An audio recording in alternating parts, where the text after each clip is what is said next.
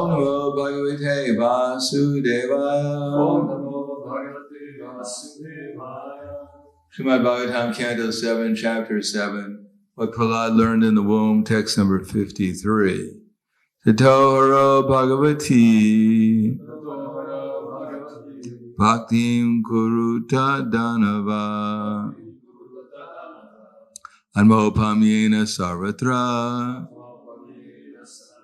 Sarabhutat Manishre Tatohara Bhagavati Bhaktim Kuruta Danava Anmopamyena Sarvatra Sarabhutat Manishre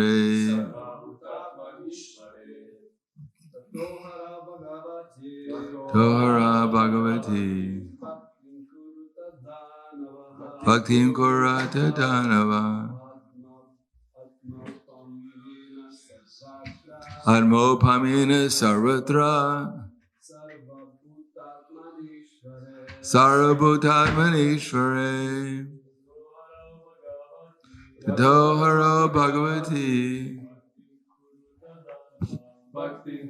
Danava Anmopamyena Sarvatra Sarabhutat Manishre. Tami. Tohara Bhagavati Bhaktim Kuruta Danava Mopamyena Sarvatra Sarabhutat Manishvare Tata.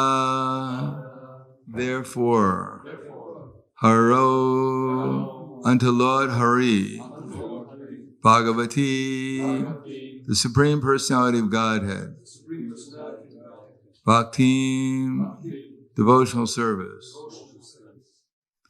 Kuruta,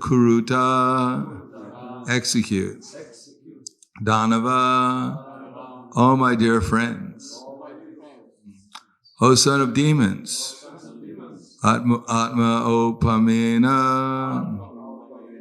just as one's own self, Sarvatra, everywhere, Sarabhuta Atmani, who is situated as the soul and supersoul of all living entities. Ishvare, unto the Supreme Lord, the controller.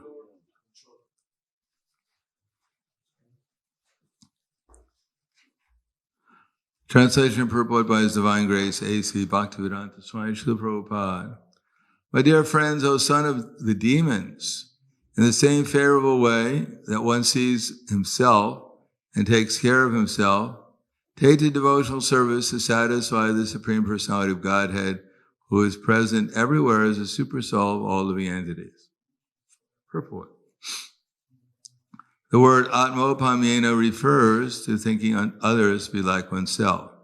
One can very intelligently conclude that without devotional service, without becoming Krishna conscious, one cannot be happy.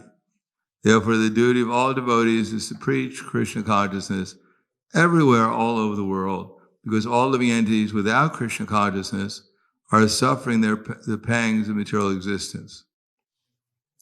To preach Krishna consciousness is the best welfare activity. Indeed, it is described by Sri Chaitanya Mahaprabhu as para upakara, work for the true benefit of others. The activities of para upakara have been especially entrusted to those who have taken birth in India as human beings. Bharta bhumite haila manusha janmaya janma sartaka karikara para upakara. The entire world is suffering for want of Krishna consciousness. Therefore, Sri Chaitanya Mahaprabhu advised all living beings born in India to make their lives perfect by Krishna consciousness and then preach the gospel of Krishna consciousness all over the world so that others may become happy by executing the principles of Krishna consciousness. So, Tato Haro Bhagavati Bhaktim Kuruta Danava Atmopamyena Sarvatra Sarva bhutatmanishvare. My dear friends, O son of demons, in the same favorable way, one sees himself and takes care of himself. Take to devotional service to satisfy the Supreme Personality of Godhead, who is present everywhere as the super soul of all living entities. Om Vishnu Padaya Krishna Prasthaya Bhutaya Srimate Bhaktivedanta Swami Namane Namaste Saraswatunde Ve Gauravani Bacharane Nirvishesha Srinivadi Paskyatyade Satarane. Om Vishnu Padaya. So, this verse mentions that we should see Atmopamyena Sarvatra, everywhere, the living entities as to be just like ourselves. Now, why don't we see people just like ourselves? For instance, Chanaka Pandit says, from the material point of view, he describes how ignorance and passion deny one from seeing one's self is the same as others. Only when one comes to the mode of goodness can one actually see others to be like oneself. Therefore, the idea that one can be a good person or can be equal to be a benefactor of others, or even is an instrument of to be a benefactor of others, is not possible as long as one is in the modes of ignorance and passion. One will automatically act for one's either personal interest or for some extended interest, but not for universal interest. Therefore, Chanaka Pandit advises, Matrivat paradareshu, paradvareshu lostravat, atmavat paradbhuteshu, yakpashati sapanditaha. That one's intelligence will be taken away if one becomes desirous of two things: simply economic development for sense gratification. In the Vedic conception, economic development should be regulated by religious principles.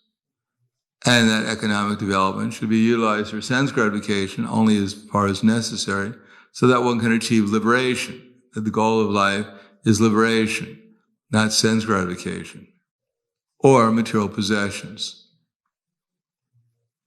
Therefore, Dharma means ultimately to utilize things in Krishna service, and including the body, to utilize the body in Krishna service, and to perform whatever economic development is necessary in order to maintain the body so that the senses can be appropriately or properly, adequately satisfied so that one can have the energy to strive towards liberation. Therefore, in Bhagavad Gita, Krishna says, Atmo pamyena sarvatra samam pachati arjuna sukham vadi dvadukam suyogi paramo mataha. That he is a true yogi, Arjuna can see the true equality of all living entities, both in their happiness and distress.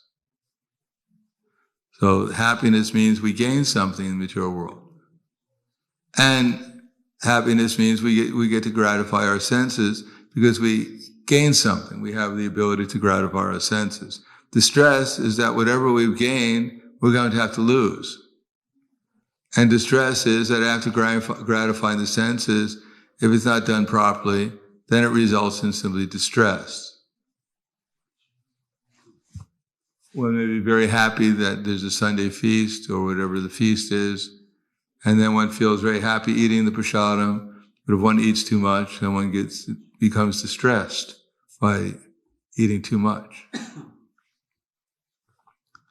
One may be very happy possessing some valuable object and may have worked hard for it, or not. One may have stolen it, however one has gotten it.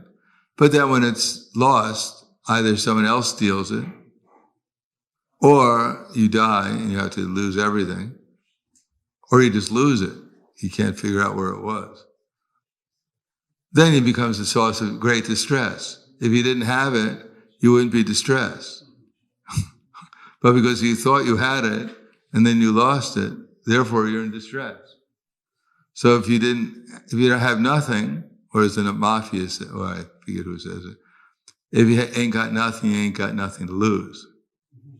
So if you have nothing, there's no anxiety. because there's nothing to worry about. As soon as you get something, including a material body, then you have to worry about losing it. Therefore, when one is anxious to get something in the material world, either economic development or sense gratification, because after all, why do people economically develop?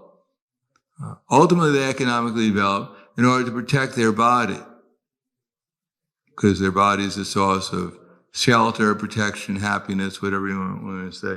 So the economic development to provide the necessities of the body, and part of the necessities of the body is sense gratification.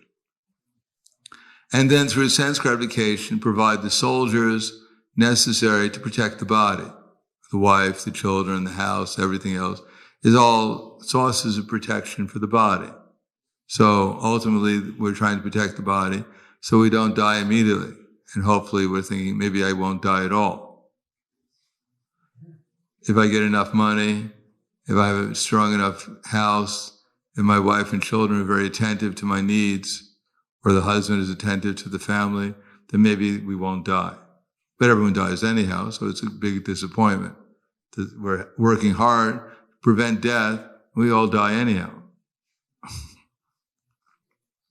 So one who sees that everyone's struggling to get money to enjoy their senses and protect themselves from death, sees that it's all a waste of time because no one is able to be successful. Everyone's a failure. Paravas tava bodha jata. Therefore, they understand that the real value of human life, not that there's no economic development, there's no sense gratification, but it should be aimed at self-realization, to understand how the soul and all the souls have the same interest, which is devotional service to Krishna. Without understanding, one will certainly be misdirected and will wind up doing some kind of economic development just for some kind of sense gratification. Therefore, Prabhupada says that a Krishna-conscious person, he understands that everyone is in the same position in the material world. Everyone is just on the way to leaving their body, and everyone in the uniform of life should be preparing themselves for that. And the best way of preparing oneself for that is by becoming Krishna conscious, or doing the things, the activities that will help us become Krishna conscious.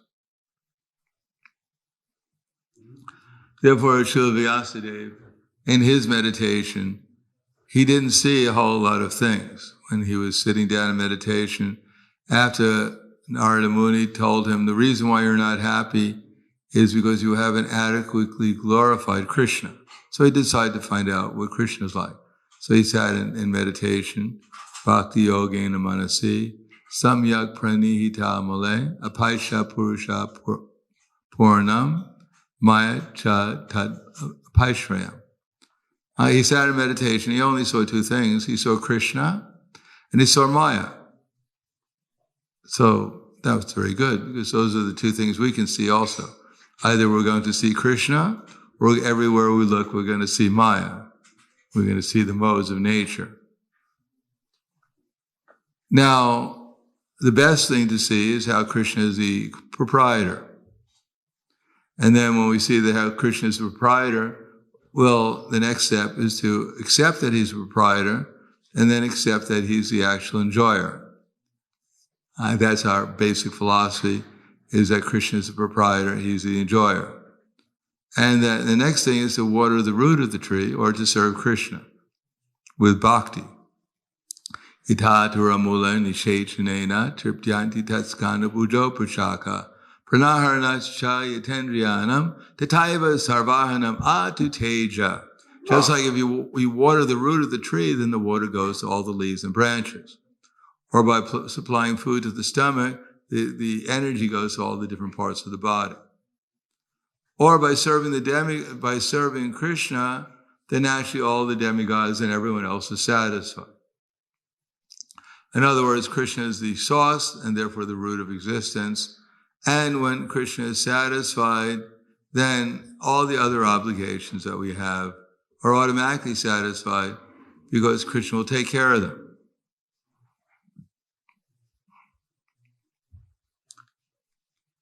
Therefore, one has to understand what one's actual business is.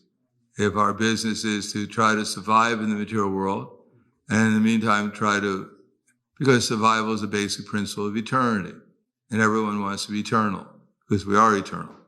And actually, if you are eternal, then you would want to be eternal. And since we're all eternal, we want to be eternal. Unfortunately, we're in a body which is temporary. So unless we have a body, then there's no question of knowledge or bliss. We just don't want to be eternal. We want to be eternally blissful and full of knowledge. But the basic principle is you have to exist in order to experience knowledge and eternality. Because knowledge means how to be blissful. Knowledge is not how to suffer. We don't have to know anything to know how to suffer in the material world. It comes naturally. Just by living in the material world, there is naturally the miseries coming from material nature, from our bodies, from other living entities, and from birth, death, old age, and disease. You don't need knowledge of how to suffer. That comes along with the body. But we need some knowledge finding out how to be happy. People think they need knowledge in the material world how to become happy, but actually their knowledge of how to become happy in the material world is, generally speaking, a waste of time, because whatever happiness is due to us will automatically come, as it says, it's tasyaiva heto prayate te kovido yad brahmate yado paritam or something. To labyate sukhavat dukkhavam anyatak sukham kayena sarvatra gavira ramhasa. So, the happiness that we're destined to obtain will automatically come, just like whatever misery we're destined to obtain will also come. So actually, we don't really have to find out how to become happy or distressed in the material world or endeavor for it. That will naturally come. The only thing in human form of life we should endeavor for is to become Krishna conscious, because that will not naturally come. That requires some effort.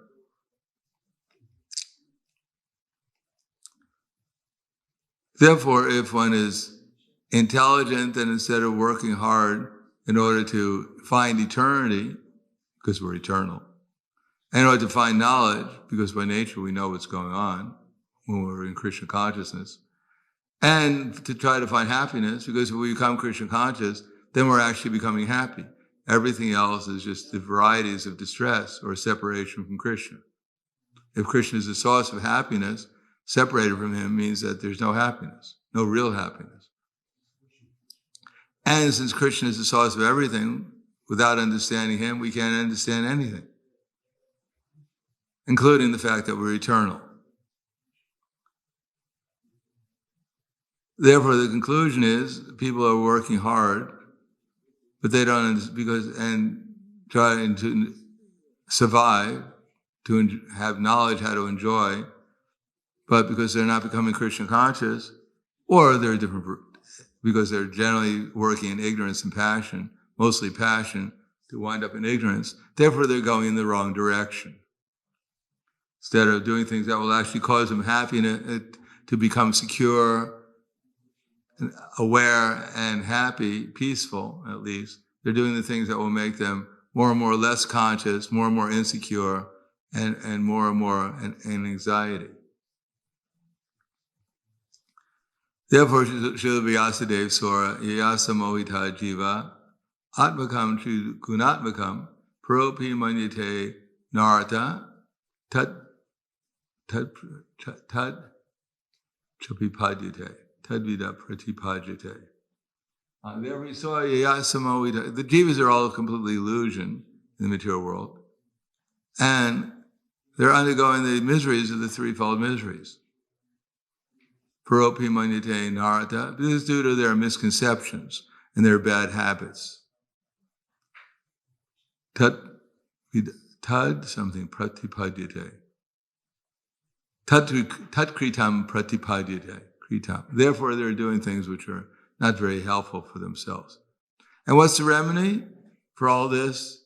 So complicated. Everyone's working so hard to become secure, and they're always insecure because they have a body which is going to die. and they're trying to stop it from dying. They can't even stop one atom from changing, what to speak of a body from changing. They're trying to become happy in a miserable place where there's so much misery. And they want to find out what's going on, but they're learning from people who have absolutely no idea what's going on. People, the more they study, the more ignorant they become. You go to school, you go to university, learn something. I mean, you can learn technology, something like technology, but even that technology is all imperfect. You learn so much, and the more you learn, the more you become confused in what actually is real. So much speculation. And the real point that ourselves, that trying to become happy, they want to become happy. They go to school, they go to university so many years, they get into debt and wind up spending a good part of their life paying off the debt in order to get some facility for sense gratification, which they think will cause them happiness. And they get all the facility and they're just burdened by it, trying to collect it, trying to maintain it, trying to protect it. And then therefore they wind up miserable at the end of life. They work so hard, they accumulate so much wealth, and then their children steal it, take it away, fight with each other over it. And instead of developing love in a nice relationship, it becomes a source of enmity and greed and everything else, which makes them more miserable. Therefore, one should understand what the cause of the problem is. The cause of the problem is explained in the Srimad Bhagavatam. So therefore, if one is intelligent, he should read Srimad Bhagavatam and Bhagavad Gita and try to understand things properly. So gradually we can actually find out why we're chanting Hare Krishna, why we're hearing, why we're serving Krishna. And so we can become fixed with conviction in it and give up all these other desires or tendencies that will lead us in the general direction that most people are going, thinking, I need this and I need that to become happy, and if I don't get this and that, then somehow or another I won't be as happy as other people who have more sense gratification and have economically developed more than I do, and therefore I'm envious of them and I can't see them in the same level I am. For those who are less economically developed in some way, less be able to gratify their senses, have a stronger body or a weaker body, whatever. For those who are stronger, I'm envious. Those who have more facility for sense gratification, I'm envious of them. And for those who have less, I'm proud. So I don't see them on the same level as me because I don't see the soul. I just see whatever material position they're in, and I judge them accordingly. And either I become envious or I become proud, and therefore I fall into illusion and can't understand who they are or who I am, and continue on with material existence, struggling to become better than others and being envious of those who are better and proud of those proud that I'm better than others. So I'll stop there. Thank you. Any questions? Comments?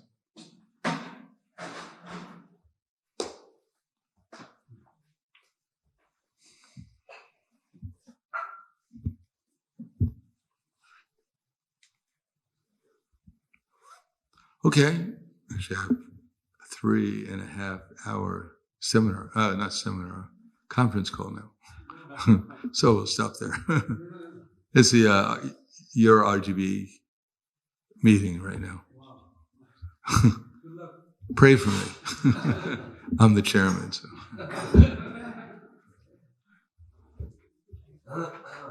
Prabhupada ki jai.